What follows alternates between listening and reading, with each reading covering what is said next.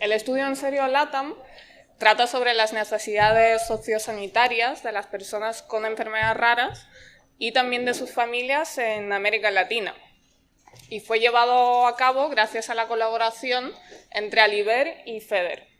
Por lo tanto, antes de proceder a explicar los resultados del estudio, me parece oportuno presentar muy brevemente a estas dos entidades. Bueno, por un lado, FEDER ya lleva más de 20 años representando los derechos de las más de 3 millones de personas que conviven con una enfermedad rara en España, teniendo tres principales ejes de actuación.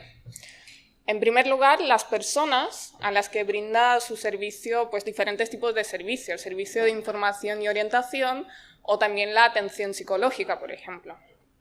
En segundo lugar, pues la sociedad en el sentido más amplio, por ejemplo, mediante las campañas de sensibilización o proyectos de investigación, como es el caso de este estudio. Y en tercer lugar, el movimiento asociativo, brindando diferentes tipos de apoyos, ayudas tanto económicas como no económicas, a todas las entidades que conforman al movimiento, que conforman a la federación. Por otro lado, Aliber, digamos que fue el fruto del primer encuentro iberoamericano de enfermedades raras que se celebró en el año 2013 en la región de Murcia. Y tras 9 años desde su creación, pues esta red ya aglutina alrededor de 600 organizaciones presentes en 17 países de Iberoamérica. Por lo tanto, Aliber, pues digamos que es una plataforma importante que mediante el intercambio de experiencias y las buenas prácticas, pues trata de dar visibilidad a las enfermedades raras y de esta forma también mejorar la calidad de vida de nuestro colectivo. En cuanto al marco, al ámbito normativo, regulatorio de las enfermedades raras en América Latina, pues cabe señalar que en algunos países de la región todavía está en vías de desarrollo y en otros países está completamente inexistente. Y esto se debe principalmente al hecho de que los registros oficiales sobre la prevalencia de las enfermedades raras también son muy escasos en esta región. A pesar de eso, vale la pena mencionar el proyecto de ley modelo, entre cuyos objetivos nos encontramos también, por ejemplo, el de promover el cuidado integral de la salud de las personas con enfermedades raras, o también fomentar la realización periódica de estudios epidemiológicos, o también fomentar la investigación sociosanitaria para dar a conocer la realidad a la que se enfrenta nuestro colectivo en esta región. Y justamente a la línea de este último objetivo que acabo de mencionar, del proyecto de ley modelo, el objetivo general del estudio en serio LATAM pues fue justamente analizar y dar a conocer la realidad psicosocioeconómica y sanitaria de las personas que conviven con una enfermedad rara y también de sus familias en América Latina. Y este estudio pues, se enfoca en diferentes ámbitos que de forma casi inevitable, en mayor o menor medida, afecta pues, los diferentes ámbitos de la vida de una persona afectada. Estos serían, por ejemplo, el bienestar psicoemocional, las relaciones sociofamiliares, o también el desarrollo profesional o la economía familiar de las personas. En cuanto a las técnicas de investigación, en este caso se trata de un estudio transversal cuyos datos primarios fueron recopilados entre el mes de febrero del año 2019 y agosto del año 2020. En este caso utilizamos una encuesta online que fue diseñada basándose en las encuestas previas utilizadas en los estudios en serio llevados a cabo en España en los años anteriores. Tras haber depurado la base de datos, nos quedamos finalmente con 1.809 casos provenientes de 21 países latinoamericanos diferentes. Es importante señalar que, por supuesto, no se trata de una muestra representativa, porque recordemos que según las estimaciones en América Latina habría más de 40 millones de personas con enfermedades raras. Por lo tanto, este estudio es una primera aproximación a la realidad a la que se enfrenta este colectivo en esta región en particular. Bueno, si bien contamos con la participación de más de 21 países latinoamericanos diferentes, pero casi la mitad de la muestra proviene de 3 países, concretamente Colombia, Argentina y Paraguay, que consiguieron las submuestras más grandes. Otro grupo de países, entre los cuales estaría, por ejemplo, Chile, Ecuador, México, Venezuela, aportaron con muestras algo más pequeñas, de entre 100 y 200 casos, y otro grupo de países, sobre todo los países más pequeños, centroamericanos, obtuvieron unas muestras de hasta 100 casos. En este estudio registramos alrededor de 400 patologías diferentes, las cuales han sido clasificadas de acuerdo a los grupos de patologías CIE-10, y así pudimos observar que la mitad de esas patologías pertenecían ya sea al grupo de enfermedades endocrinas, nutricionales y metabólicas o a las malformaciones congénitas. Es importante señalar también que debido a la técnica de reclutamiento de los participantes en este estudio, que fue principalmente mediante las entidades que representan a los grupos de pacientes, la gran mayoría de las personas que participaron en este estudio ya contaban con un diagnóstico, ya sea un diagnóstico confirmado o por confirmar. Y solamente 60 personas no contaban con ese diagnóstico. Bueno, si bien registramos alrededor de 400 patologías diferentes, 10 de esas patologías conforman a casi una tercera parte de la muestra total. Entre las más frecuentes ha sido el lupus eritematoso sistémico e hipertensión arterial pulmonar. Como suele suceder en este tipo de estudios, ha habido una mayor participación femenina. También se trata de una muestra bastante joven, donde casi 40% de los participantes tenían hasta 15 años, por lo tanto han sido sus cuidadores principales legales quienes contestaron la encuesta. Solamente el 5% de los participantes tenían 65 años o más. El nivel de estudios de los participantes ha sido muy variado, pero casi la mitad de ellos contaban ya por lo menos con los estudios de secundaria completados. Uno de los aspectos clave que analizamos en este estudio fue ese proceso hasta conseguir el diagnóstico. Y aquí pudimos observar que el 65% de las personas encuestadas habían sufrido de un retraso en el diagnóstico. De hecho, 20% de los participantes habían sufrido de un retraso muy importante, de 10 años o más. La enfermedad rara, por supuesto, impacta en los diferentes ámbitos de la vida diaria de una persona afectada, y eso también lo muestran los resultados del estudio en serio LATAM. Aquí pudimos ver que más del 60% de las personas encuestadas habían percibido un nivel de impacto alto en sus vidas diarias. Y esa percepción del nivel de impacto está estrechamente relacionado también con el retraso en el diagnóstico, en el sentido de que los grupos de personas que en mayor medida percibían ese nivel de impacto alto en sus vidas diarias eran precisamente las personas que más años han tardado en conseguir el diagnóstico. Una enfermedad rara afecta no solamente los diferentes ámbitos de la vida de una persona, sino que también el curso de la propia patología. Aquí pudimos observar que el 36% de las personas encuestadas dicen haber sufrido un agravamiento de la enfermedad como consecuencia de ese retraso en el diagnóstico. Y otro 35% también indicó no haber recibido el apoyo o el tratamiento que necesitaba. Uno de los ámbitos fuertemente impactados por la enfermedad rara es el ámbito profesional. Y aquí pudimos observar que la mitad de los encuestados notaron mucho la disminución de sus ingresos debido a la enfermedad rara. Otro porcentaje similar sintió que la enfermedad limitó mucho las oportunidades de tener un trabajo. Más del 40% también percibió que le llevó en gran medida a reducir o detener su actividad laboral. Y el 40% también indicó que la enfermedad rara limitó mucho que fuese promovido. Aquí varios de estos aspectos del ámbito profesional también mostraron diferencias de género estadísticamente significativas, indicando que el desarrollo profesional de las mujeres afectadas por las enfermedades raras era más perjudicado en comparación con los hombres. La enfermedad rara, por supuesto, también afecta las relaciones sociofamiliares, en el sentido de que casi la mitad de la muestra indicó que la enfermedad rara causó o amplificó las tensiones entre los miembros de la familia.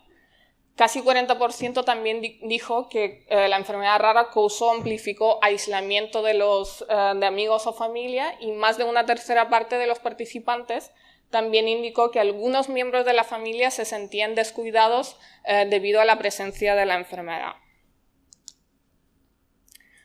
Bueno, debido a esa falta de conocimiento sobre las enfermedades raras, la falta de investigación, también el difícil acceso al diagnóstico y a los tratamientos, o directamente la inexistencia de los tratamientos, por supuesto involucra a los sentimientos de miedo, de angustia, de ansiedad. Por lo tanto, la enfermedad rara definitivamente afecta el bienestar psicoemocional de las personas. En ese sentido, aquí pudimos observar que una tercera parte de la muestra indicó sentirse infeliz o deprimido, o que sentía que no podían sobreponerse a sus problemas algunas veces durante el último mes. Además, 28% indicó haberse sentido infeliz o deprimido casi siempre o frecuentemente, y 23% indicó que no podía sobreponerse a sus problemas casi siempre o frecuentemente. Aquí, en el bienestar psicoemocional, también observamos las diferencias de género significativas. Concretamente, el 26% de las mujeres indicaron que no podían sobreponerse a sus problemas casi siempre o frecuentemente, frente al 17% de los hombres. Y por otro lado, 33% de las mujeres indicaron sentirse infelices o deprimidas frecuentemente o casi siempre, frente al 20% de los hombres. Por lo tanto, el bienestar psicoemocional de las mujeres efectivamente ha sido más perjudicado, más impactado de forma negativa en comparación con los hombres. Convivir con una enfermedad rara también implica una serie de gastos, gastos en términos, por ejemplo, de hospitalizaciones, de atención médica, de adquisición de medicamentos y otros productos sanitarios, desplazamientos, transporte, todo tipo de adaptaciones necesarias. Y es importante indicar que solamente el 14% de la muestra indicó que la totalidad de esos gastos relacionados con la enfermedad rara estaban cubiertos por la seguridad social o alguna otra entidad, ya sea pública o privada. Por lo tanto, el restante 86% tenía que cubrir estos gastos, ya sea en su totalidad o parcialmente, con el dinero proveniente de su propio bolsillo. Y esos gastos derivados de la enfermedad rara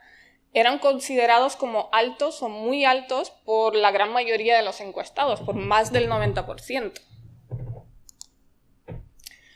Bueno, en resumen, el estudio En Serio LATAM ofrece una primera aproximación sobre la realidad psicosocioeconómica y sanitaria de las personas que conviven con una enfermedad rara y también de sus familias, reuniendo a más de 1.800 testimonios provenientes de 21 países latinoamericanos diferentes. En definitiva, uno de los aspectos clave analizados en este estudio fue ese retraso en el diagnóstico, donde pudimos observar que el 65% de las personas encuestadas habían sufrido de un retraso en su diagnóstico. Una de cada 5 personas había sufrido de un retraso muy importante, de 10 años o más. Por supuesto, es importante indicar que estos datos varían de un país a otro, habiendo también países como Colombia o Argentina que presentan un panorama algo más positivo en comparación con otros países que participaron en este estudio. Bueno, ese retraso en el diagnóstico conlleva unas consecuencias muy graves, no solamente en los diferentes ámbitos de la vida de la persona, sino que también en el curso de la propia patología. Aquí pudimos observar que más de una tercera parte de las personas encuestadas habían sufrido de un agravamiento de la enfermedad como consecuencia de ese retraso en el diagnóstico. Definitivamente también uno de los ámbitos más impactados ha sido el ámbito profesional de las personas afectadas, siendo además las mujeres más perjudicadas en comparación con los hombres, lo cual nos está indicando que hace falta desarrollar ciertas estrategias, ciertos proyectos o también incorporar adaptaciones, apoyos necesarios en los puestos de trabajo con el fin de que nuestro colectivo pueda ya sea comenzar o continuar con sus carreras profesionales, siempre teniendo en cuenta la perspectiva de género. Es decir, es fundamental evitar la disminución de los ingresos de las personas afectadas por las enfermedades raras, porque además nuestro colectivo tiene que asumir unos costos derivados de la enfermedad que son considerados como altos o muy altos. Dicho de otra manera, pues nuestro colectivo se encuentra en una situación donde sus oportunidades laborales se ven muy reducidas debido a la enfermedad rara, lo cual a la vez disminuye sus ingresos mensuales, pero que a la vez tienen que asumir unos costos muy elevados. Y es por eso mismo que las personas con enfermedades raras en muchas ocasiones se encuentran en unas situaciones de doble o incluso de triple vulnerabilidad, como suele suceder en el caso de las mujeres con enfermedades raras. Y a continuación voy a dar palabra a Juan Carrión, quien va a presentar pues, las recomendaciones que surgen a partir de este estudio. Bien, pues muchas gracias, Milda. Y para finalizar un poco esta intervención, yo quería compartir con vosotros dos cuestiones también y reflexiones en cuanto a lo que ha significado la realización de esta investigación social por parte de la Alianza Iberoamericana de Enfermedades Raras en colaboración con la Federación Española de Enfermedades Raras, FEDER. En primer lugar, realizar una acción colaborativa, es decir, el trabajo y la buena práctica desarrollada por FEDER a través de sus estudios de necesidades sociosanitarias que han influido de forma muy positiva en nuestro país, en España, no solo para poder trasladar a los responsables, a las personas que tienen que tomar las decisiones sobre cómo mejorar la calidad de vida de los pacientes con enfermedades raras y sin diagnóstico en España, sino también contribuir con una información objetiva y con datos para que también a través de los medios de comunicación podamos disponer de una información específica y concreta que permita trasladársela a la sociedad y a todos los públicos de interés. El objetivo de esa buena práctica y todo lo positivo que ha supuesto el desarrollo de este tipo de estudios y de investigaciones sociales por parte de la Federación Española de Enfermedades Raras en España,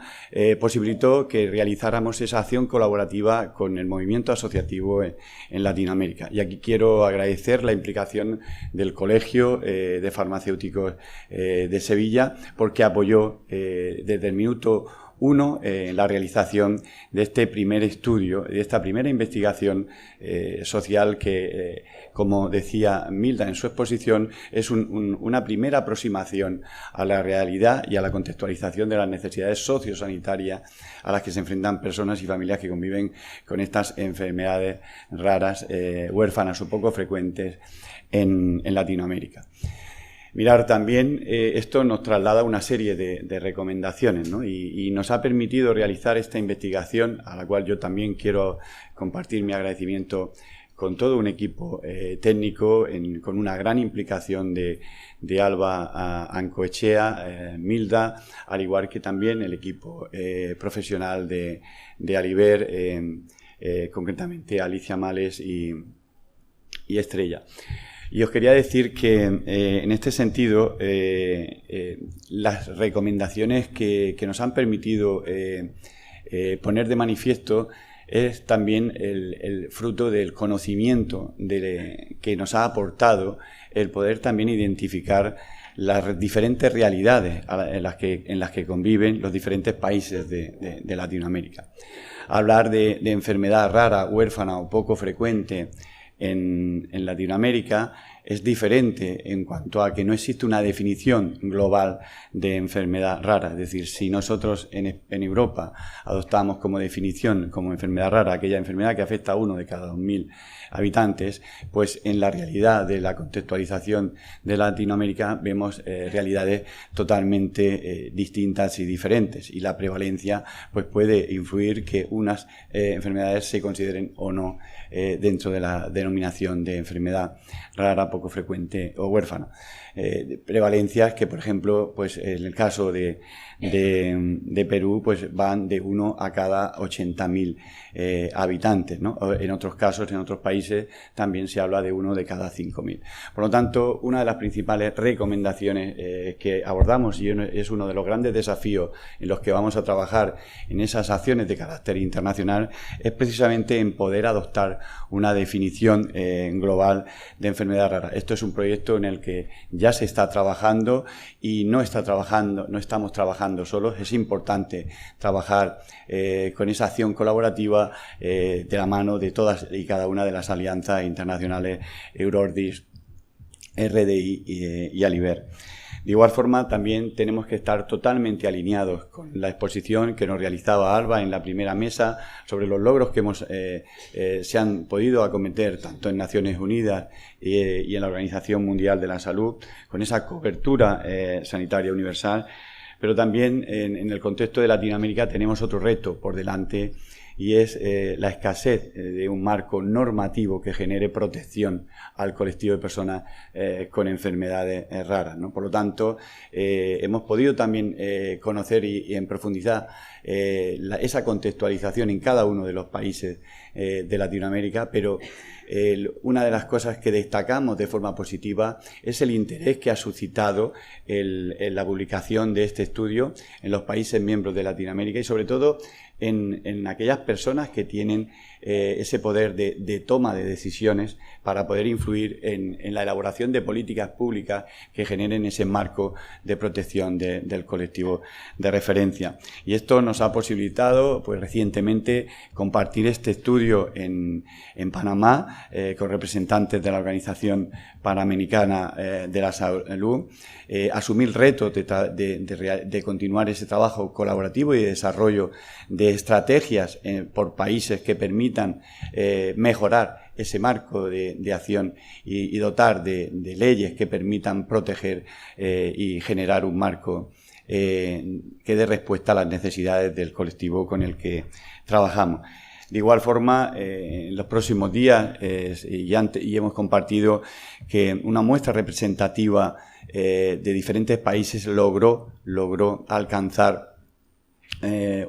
una muestra que pudiese aportar también un informe propio del país, lo que ha posibilitado que en la próxima semana, pues también en el Ministerio de Salud de Argentina podamos compartir también el informe especializado del país y la contextualización de toda Latinoamérica, sobre todo con el ánimo y con el deseo, ¿no?, de que las personas responsables del Ministerio de Salud pues hayan querido conocer en profundidad y sobre todo quieran utilizar los datos preliminares que ya aporta este estudio para poder impulsar políticas públicas que generen ese marco de protección tan necesario. Tenemos también otros grandes retos y desafíos en Latinoamérica, como que es la identificación de la red de centros de referencia. Es algo que en la contextualización europea pues se está cumplimentando e identificando, pero que también tiene una mayor dificultad